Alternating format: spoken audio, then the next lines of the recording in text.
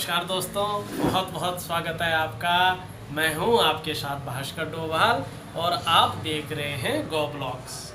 मेरे ब्लॉग्स में आपका बहुत बहुत स्वागत है। दोस्तों, पिछले काफ़ी टाइम से मेरी वीडियोज में कुछ कमेंट्स आ रखे थे।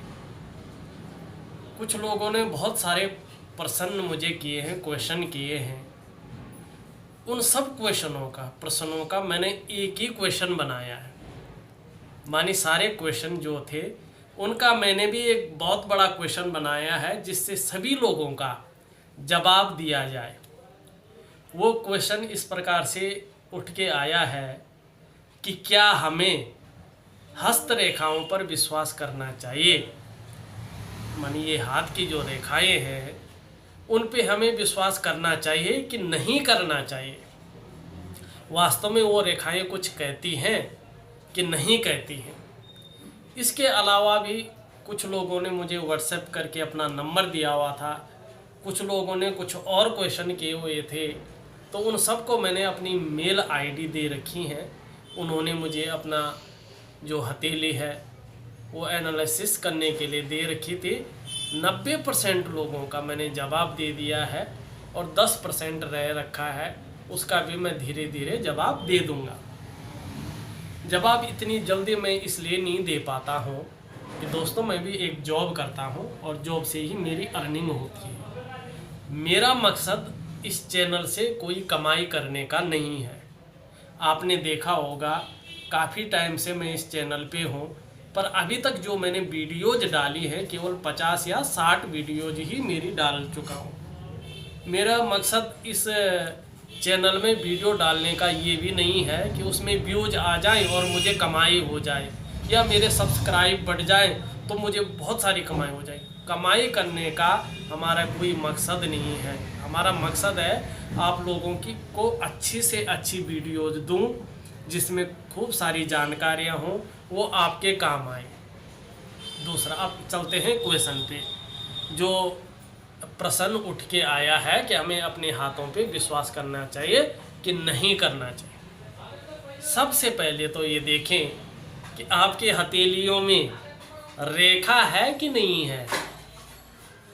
क्या देखना है कि हथेली में रेखा है कि नहीं है। अगर रेखा है तो वो कुछ कहती होगी, उसका कोई अस्तित्व होगा न। और उस रेखा को जानने वाले जानते हैं कि ये रेखा क्या कह रही है। हस्त रेखा कहते हैं ना इसको जानने वाले जान रहे हैं कि ये रेखा क्या कहती है। इसको देख के वो आपका भूत भविष्य वर्तमान सब कुछ बता लेते हैं।